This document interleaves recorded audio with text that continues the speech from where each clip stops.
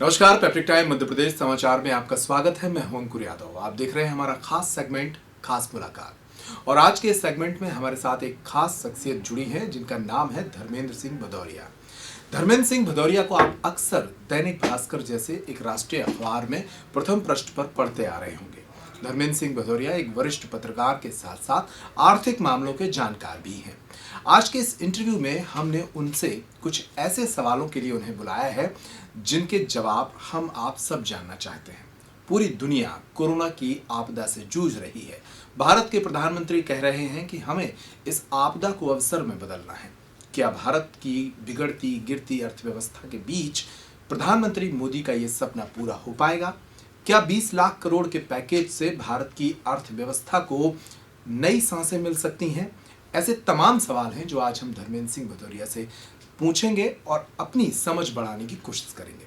बहुत स्वागत है आपका स्टूडियो में। नमस्कार धर्मेंद्र जी, पहला सवाल तो ये कि 20 लाख करोड़ के जिस पैकेज को लेकर मीडिया में इतना हल्ला हुआ, लोगों में इतना हल्ला हुआ और भाजपा ने एक तरीके से उसे मैजिक स्टिक की तरह यूज किया है कोरोना आपदा के इस दौर में, किस तरह से इस 20 लाख करोड़ के पैकेज का वितरण होगा?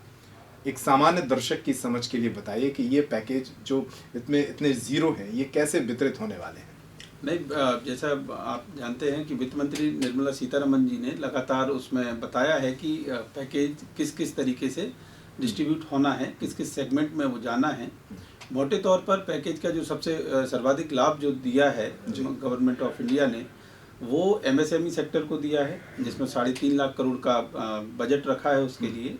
उसमें कोलेटरल लोन की बात है कि बिना गारंटी के अब एमएसएमई लोन ले पाएंगे। मतलब छोटे जो उद्योग होते हैं, जो मझले उद्योग छोटे लघु उद्योग और मझले उद्योग, उनके लिए किया है। क्योंकि हमारा जो रोजगार है, तो रोजगार का एक बहुत बड़ा पोर्शन, करीब 90% तक रोजगार एमएसएमई सेक्टर से ही आते हैं देश में, इनफॉर्मल सेक्टर से आते हैं। तो उस रोजगार की दृष्टि से और हमारे जो आत्मनिर्भर भारत की जो बात है, उस दृष्टि से उसको स्ट्रेंथन करने की कोशिश की है।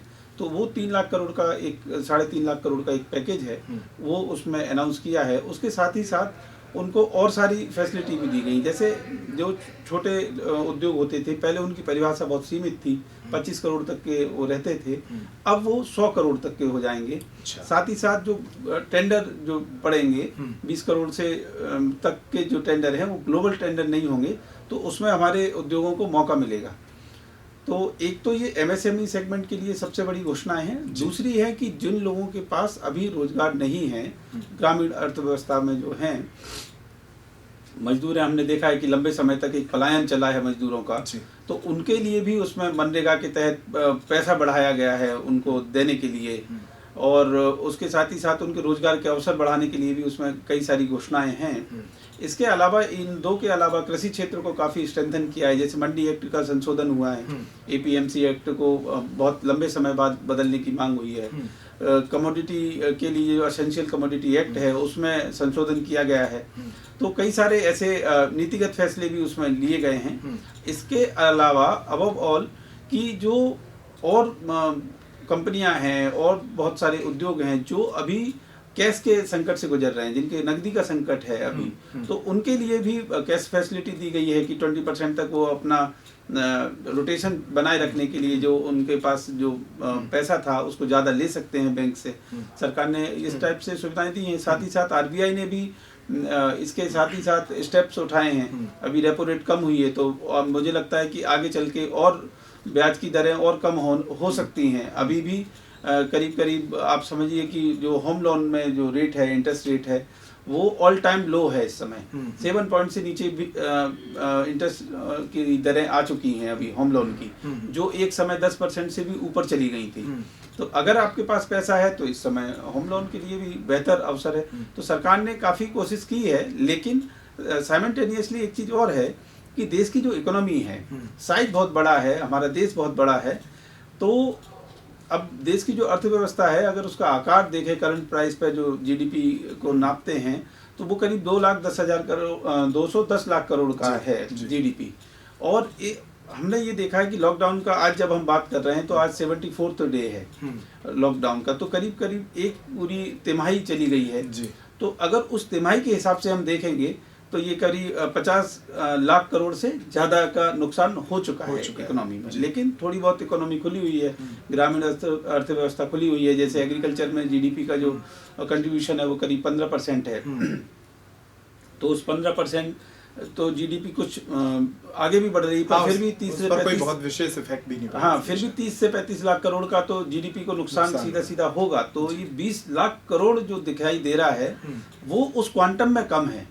लेकिन सरकार ने जो मदद दी है तो निश्चित तौर पर उसके कुछ परिणाम तो सकारात्मक परिणाम हमको देखने को मिलेंगे। एक बात बहुत चूंकि आर्थिक मामले हर किसी की समझ में नहीं आते हैं और कई दफा नेताओं के भाषणों को इतना सुंदर बनाया जाता है, इतना ललित बनाया जाता है कि उससे ऐसा लगने लगता है कि शायद ये 20 लाख करोड़ रुपए लोन के जरिए हर इंसान को मिलने वाले हैं। लोन की बात सरकारों ने भी कही है, नेताओं ने भी कही है। क्या वाकई इस स्तर पर लोन का वितरण बैंकों के माध्यम से होने जा रहा है और क्या बैंक इसके लिए तैयार दिखेंगे? नहीं, सरकार ने कुछ जगहों पर सरकार ने कंपनियों को ये सुविधाएं दी है। जैसे मैंने आपको बताया कि उनको जो धंधा चलाना है, हाँ, कारोबार चलाए रखने के लिए जो वर्किंग कैपिटल होती है, तो उसको जैसे आप पहले 100 रुपए ले पाते थे तो अब 120 रुपए ले लेंगे। मॉरिटोरियम दिया है आरबीआई ने कि 6 महीने तक का दिया है कि आप जो किस्तें भरते थे वो 6 महीने तक लोन पर, तो उसको आप पोस्टपोन कर सकते हैं, उसको माफ नहीं किया है, हाँ, पर उसको आप बाद में दे सकते हैं। तो ये कुछ सुविधाएं दी हैं। साथ ही साथ लोन के लिए बहुत सारी और अलग सुविधाएं भी दी हैं।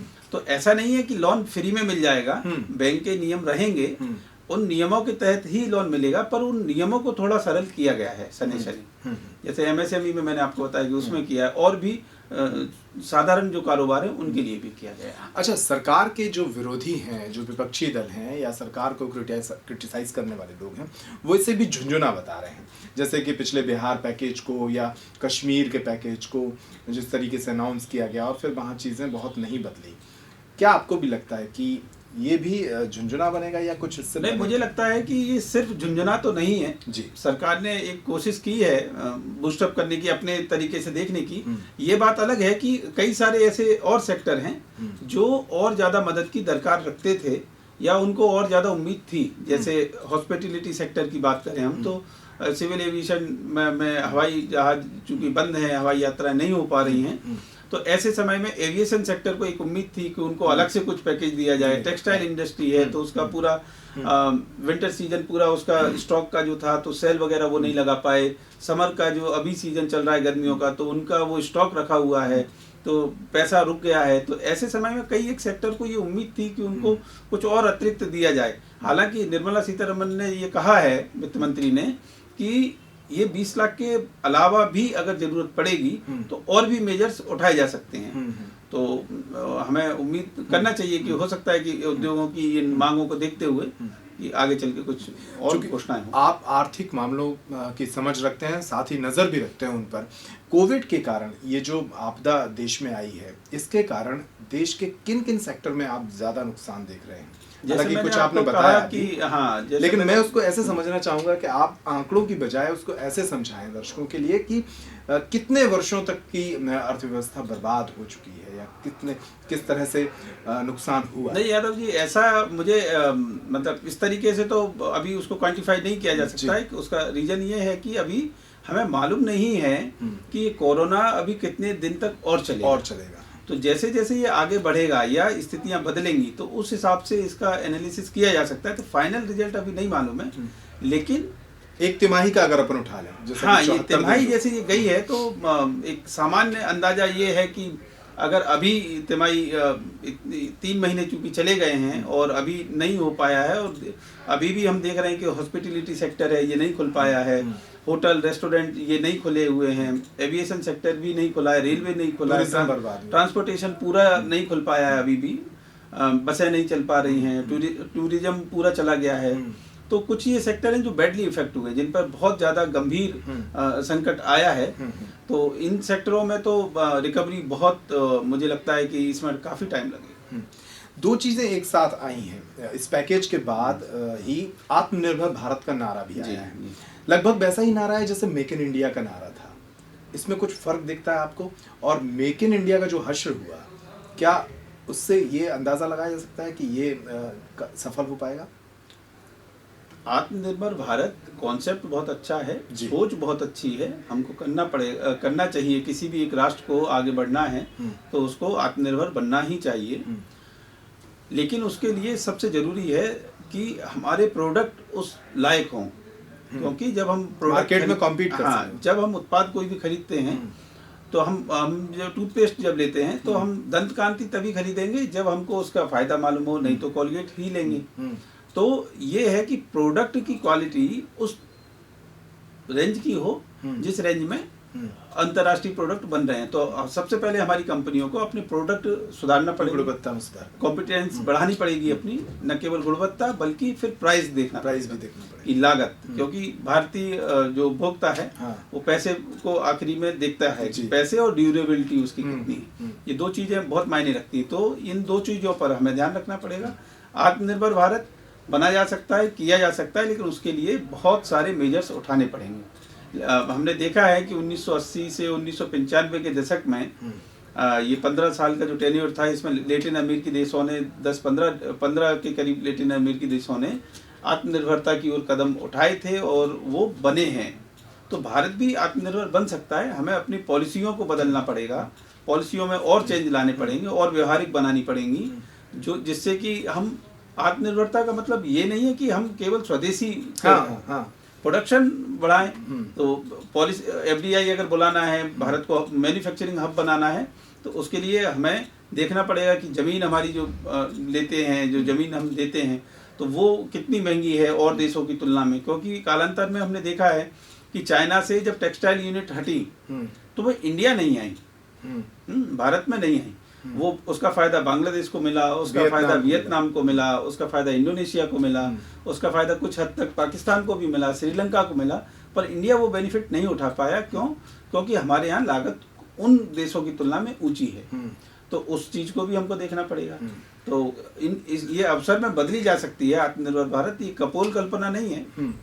आत्मनिर्भर भारत बन सकते हैं, लेकिन क्या है चैलेंज कि गुणवत्ता, लागत और ड्यूरेबिलिटी, ये चीजें हमें देखना पड़ेंगी। बहुत सारी भारतीय कंपनियां हैं जिनके विदेश में प्लांट लगे हैं, उन्होंने देश में नहीं लगाए। वो उन्होंने खुद, क्योंकि यही कॉम्पिटेंस के चक्कर में और उन प्राइसिंग के चक्कर में उन्होंने बाहर ले गए अपने प्लांट। लेकिन मेक इन इंडिया भी तो इसी तरह का एक नारा था और इस तरह की एक सोच थी, कोशिश थी। हाँ, लेकिन वो क्या उसकी विफलता, इसका अब दूसरे अर्थों में अब इसको आत्मनिर्भर भारत का है तो उसको देखते हैं। लेकिन क्या उसकी विफलता देखते हैं आप मेक इन इंडिया की? नहीं, एफडीआई तो आई है देश में, एफडीआई उस दौरान भी आई है जब मेक इन इंडिया का नारा दिया, एफडीआई फ्लो बढ़ा भी है। लेकिन हमको ये भी समझना पड़ेगा कि कोरोना से पहले भी इकोनॉमी वर्ल्ड लेवल पर भी, वैश्विक स्तर पर भी और स्थानीय स्तर पर, संकट के दौर में देश के स्तर पर भी कोई बहुत अच्छी नहीं चल रही। जी जी। और उसके बाद फिर कोरोना से और नुकसान हुआ है। जी। एक सवाल ये कि बहुत सारे लोगों ने पलायन किया है इस महामारी के दौरान। बहुत स्किल्ड लेबर्स जो हैं महानगरों से लौट के अपने घरों तक पहुंची, बहुत बड़े पैमाने पर युवाओं की नौकरियां गई।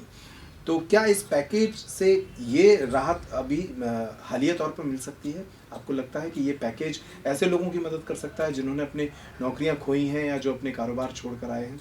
नहीं, पैकेज में डायरेक्ट तो ऐसा मदद जैसा नहीं दिखता है इसके लिए, लेकिन पैकेज में दूरगामी अर्थों में उसमें किया जा सकता है कि जैसे गांव में मनरेगा का, जैसे प्रवासी जो मजदूर आए हैं तो मनरेगा के वेजेस बढ़ाए गए हैं, मनरेगा के काम बढ़े हैं। वित्त मंत्री ने अपने प्रेस कॉन्फ्रेंस में भी उसमें बताया था कि मनरेगा के शायद 40 लाख डेज ज़्यादा काम हुआ मई में, जबकि मई में कम काम होता था, तो वो काम हुआ है। हाँ, ये जरूर है कि जो माइग्रेंट लेबर्स है वो स्किल्ड हैं, जैसा आपने कहा, तो उनको फूड प्रोसेसिंग में और इस सेक्टर में लगाया जा सकता है, डेयरी सेक्टर में लगाया जा सकता है, जिसके कि पैकेज में भी घोषणा है। डेयरी प्रोसेसिंग और प्रोडक्ट के लिए 15,000 करोड़ की घोषणा है, उसमें 13,000 करोड़ की एक अलग से व्यवस्था की गई है।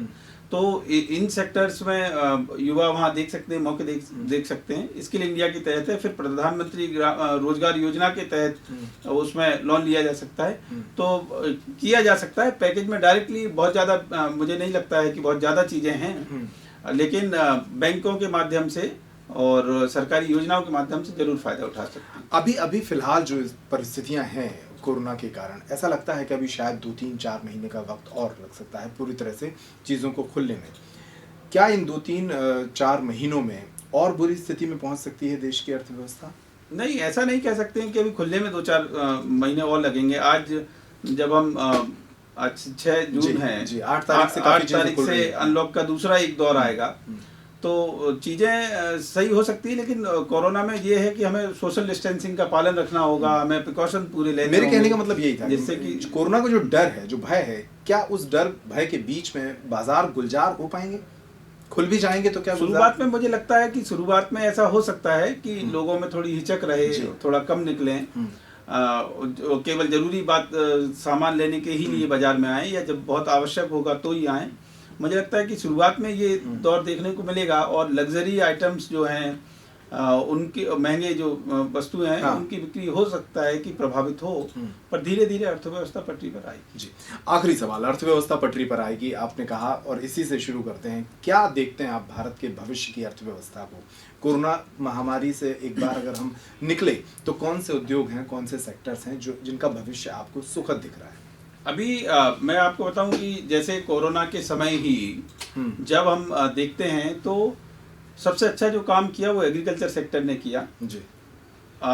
उत्पादन बहुत रिकॉर्ड उत्पादन देश में हुआ है, बहुत अच्छा उत्पादन हुआ है हमारे देश में। तो और अभी जो मानसून का जो अनुमान है वो भी बहुत सामान्य मानसून आएगा, तो आने वाली खरीफ फसल भी बहुत अच्छी आएगी। तो ये सेक्टर एक काफ़ी एग्रीकल्चर सेक्टर, जिससे कि फॉर्मली इनफॉर्मली काफ़ी बड़ी संख्या में रोजगार जुड़े हैं, करीब 25 करोड़ के आसपास ये रोजगार देता है ये सेक्टर। तो कृषि सेक्टर सबसे अच्छा है। मुझे लगता है कि आईटी सेक्टर और बेटर रहेगा, वर्क फ्रॉम होम का कल्चर बढ़ रहा है, तो आईटी और टेक कंपनियां जितनी भी हैं इनके लिए बहुत फ़ायदेमंद रहने वाला है। डेटा का यूज़ काफ़ी बढ़ा है, इंटरनेट डेटा का यूज़ काफ़ी बढ़ा है, तो मोबाइल कंपनियां हैं या ऑपरेटर्स जो हैं उनके लिए काफ़ी अच्छा है। एजुकेशन सेक्टर में हम देख रहे हैं कि भाई एजुकेशन सेक्टर अब घर से ही टीचिंग हो रही, ई लर्निंग की जो प्रोसेस है, तो ई लर्निंग के क्षेत्र में मुझे लगता है कई सारी कंपनियां आएंगी। होम डिलीवरी के जो है, होम डिलीवरी अब आगे चल के बहुत ज़्यादा बढ़ेगी, तो होम डिलीवरी के लिए भी काफ़ी बड़ी संख्या में हो सकता है कि ऑर्गेनाइज वे में कुछ कंपनियां आएँ। जैसे हमने देखा कि डाक चूंकि भारतीय डाक लेट करती थी तो कोरियर कंपनियां आई। अब मुझे लगता है कि डिलीवरी के लिए भी कोई मॉडल आएंगे और ये लंबे समय तक चल सकता है। साथ ही साथ जैसे रेस्टोरेंट है, तो रेस्टोरेंट में हो सकता है कि आगे होटल रेस्टोरेंट में लोग कम जाना पसंद करें, लेकिन ये भी हो सकता है कि गृहिणियाँ जो खाना बनाती हैं या गृहिणी जो बहुत अच्छा खाना बन रहा है किसी के घर पर, तो वो अपनी मार्केटिंग अलग तरीके से करें और फूड डिलीवरी का एक नया सिस्टम आगे चल के हो सकता है कि बने देश में। लेकिन 2-3 सेक्टर हैं जिनको अभी वक्त लग सकता है, एविएशन, टूरिज्म। इन्हें अभी एविएशन का ऐसा है कि अभी इंटरनेशनल फ्लाइट्स अभी भी शुरू नहीं हुई हैं, डोमेस्टिक फ्लाइट भी कुछ संख्या में शुरू हो पाई हैं। टूरिस्ट इंटरनेशनल फ्लाइट शुरू होने के बावजूद भी टूरिस्ट कितना आएगा ये नहीं कह सकते, लेकिन एक मौका जरूर है कि हो सकता है, मुझे लगता है कि घरेलू टूरिज्म बढ़ सकता है। लोग थोड़े दिनों बाद जरूर से निकलेंगे, हाँ, और स्थिति सामान्य होगी, रिकवरी में हो सकता है कि ये थोड़ा टाइम लगे इस सेक्टर। चलिए, हम आशा ही कर सकते हैं कि भारतीय अर्थव्यवस्था एक बार फिर सुदृढ़ होगी और देश में कारोबार फलेंगे फूलेंगे, बाजार भी गुलजार होंगे। आज के इस इंटरव्यू में हमारे साथ थे धर्मेंद्र सिंह भदौरिया, आर्थिक मामलों के जानकार और वरिष्ठ पत्रकार। उनकी बातचीत से हमने अपनी समझ को बढ़ाया, 20 लाख करोड़ के पैकेज को समझा, साथ ही ये भी समझा कि किस तरह से भारतीय अर्थव्यवस्था बुरे दौर से गुजर रही है और आत्मनिर्भर भारत का नारा देश को बदल सकता है। इस इंटरव्यू को देखने के लिए आपको बहुत बहुत धन्यवाद, और आपने हमें वक्त दिया इसके लिए बहुत बहुत धन्यवाद। नमस्कार।